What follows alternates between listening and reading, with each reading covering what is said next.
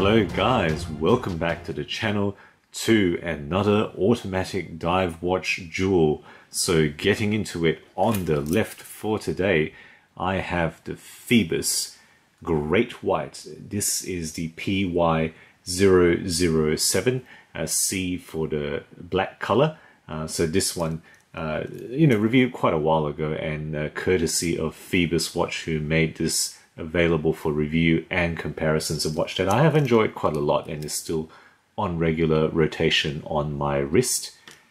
On the right, we have the Armida A2. So this is the black dial with dual tone, and this one has been kindly provided by Samuel, local watch enthusiast and supporter, who has kindly come forward and made pieces of his collection available for review. So thank you again, Samuel, for making your watches available. I've really quite enjoyed using your pieces and going through them in the reviews. So on the left, the Chinese watch, $280 versus the Hong Kong product. So this one MSRP is around $350, but really you can often get it on sale for about $300. This one, the MSRP is $399, but often it is on sale at around the $280.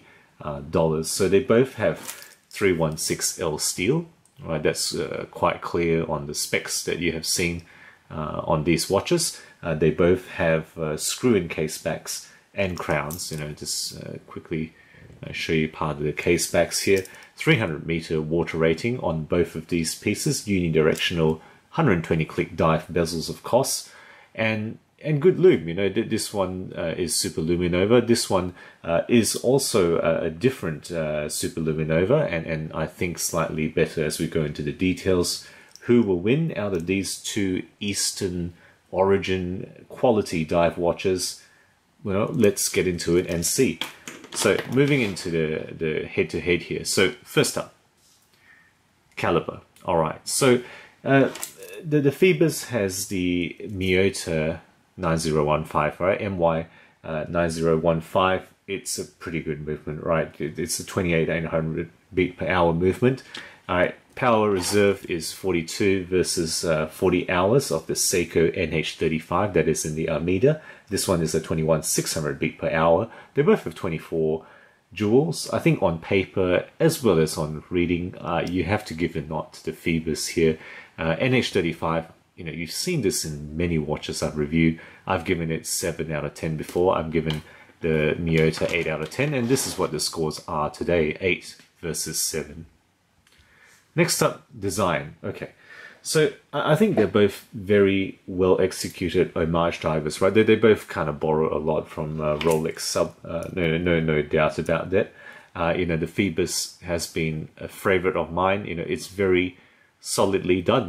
Not many complaints for the price point that it has. But I think the Armida just pushes a little bit more, right? Admittedly, the Phoibos is solid, right? 300-meter manufacturer tested. Armida seems to describe a more stringent testing procedure on their website. Let me know what you think about that detail. I think it has a better bezel action, right? That bezel is just, right, listen to that. I mean, it's just that much more solid, and as well as the grip here is easier to handle than the Phoibos. And I think the loom is BGW9 versus C1. I think BGW9 definitely wins out. I think in experience as well, this one does win out in the loom performance, in hand, in real life, overnight, etc. So I've given 7 for the Phoibos and 8 for the Armida in terms of the base design here. Quality. Okay, so I think this is close, but Phoibos more and more, people have come up and comment on the channel, on my reviews. Every time I feature this watch, people comment on the flaws that they have. And I think on closer look, the brushing is variable, right? Particularly on the end link and the lugs there. Not so much on the bracelet, but I think if you get a loop and look closely, the brushing is variable. You don't see it on a camera. You can't see it. I think definitely difficult to see it with the naked eye, and impossible to capture this on a camera on YouTube like this. But there's variability in that. I think there's a bezel issue with it as well. People have complained about their bezel not being seated very well, so some QC issues. I think Armida is a lot harder to fault, to be honest. Just looking at the finishing, yes, they've gone for polish, there's no transition here like the Phoibos, but I think it's a lot harder to fault. I mean, look at the design of that case back there.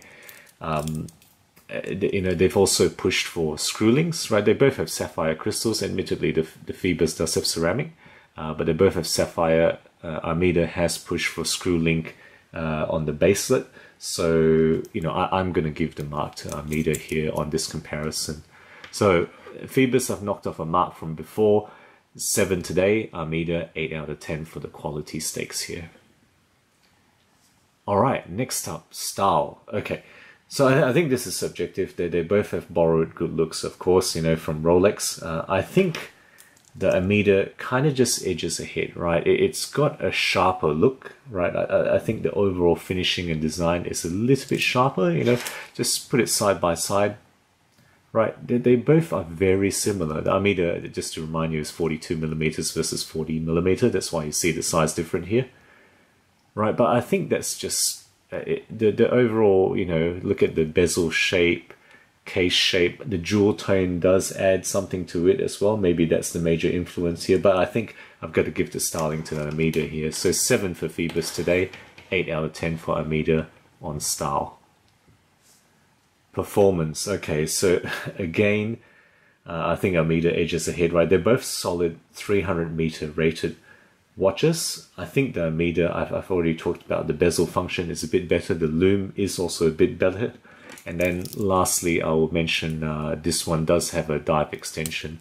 I've shown this before, but let's just show it again. And that's a quality extension there. It's not pressed metal, it's kind of machined. So that's a pretty good, inclusion there.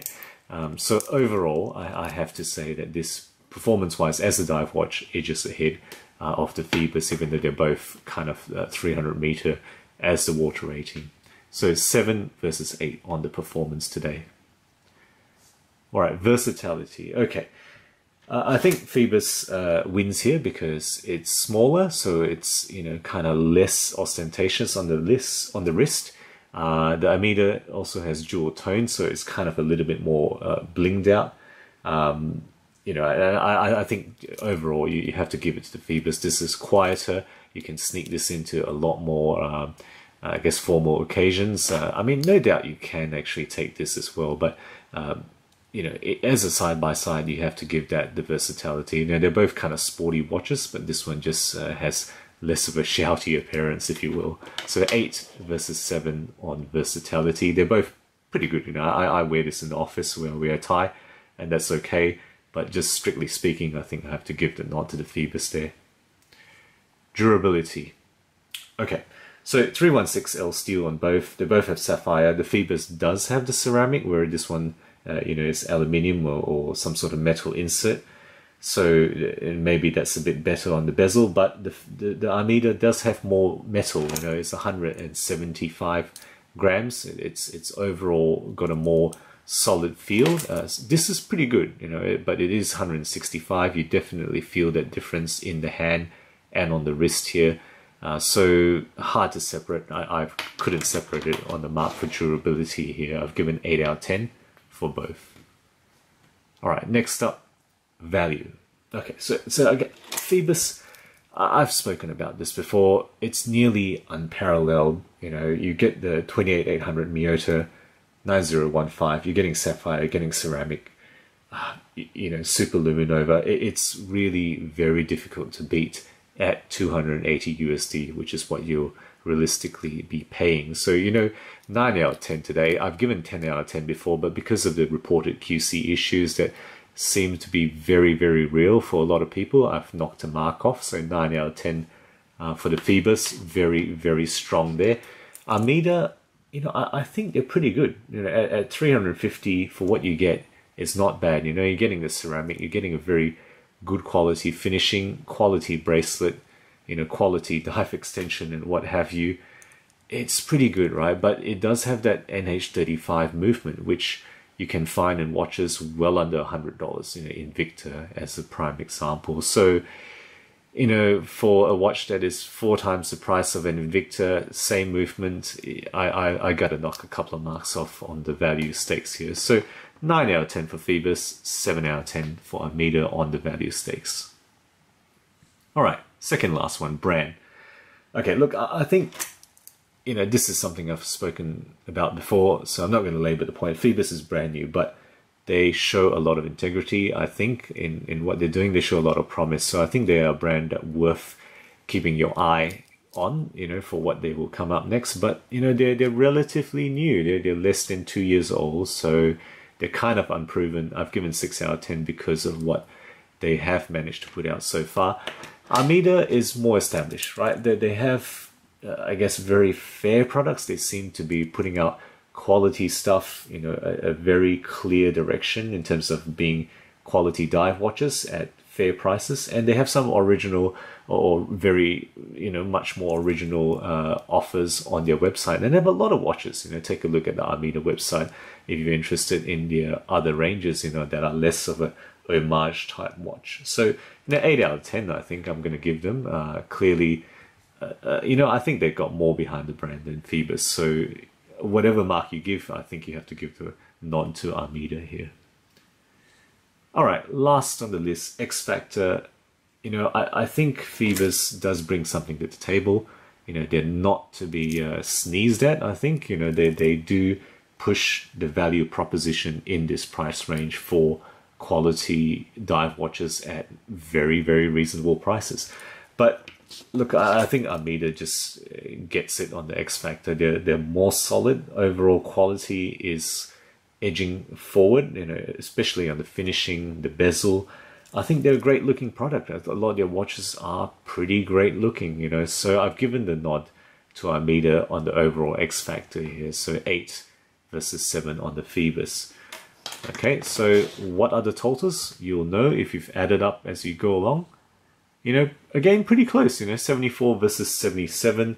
The Armida just edges ahead. So in summary, I think you're getting 2 good Eastern origin watches, you know, one Chinese, one from Hong Kong, or I guess you can say for both Chinese in a sense, because Hong Kong really is under China now, even though they remain independent as you know, as a trading area or trading zone, still getting Hong Kong dollars, of course. They both have Japanese movements, but this one does have the better movement, right? It edges ahead on versatility and overall sheer value for $280. But the Armida takes it on better design overall, right? Better quality, I think, better style, maybe mainly because of the jewel tone. I think dive performance is better and the brand strength is better. So, you know, the nod goes to the Armida on this head-to-head today. So guys, let me know what you think about this comparison. If you have either of these watches, familiarity with the brands, I'd like to hear your thoughts. Guys, if you enjoy my videos, do consider subscribing. I'm putting out new content weekly, always aiming to be objective and unbiased about all things horology. Thank you for sticking with me, and as always, I will catch you next time.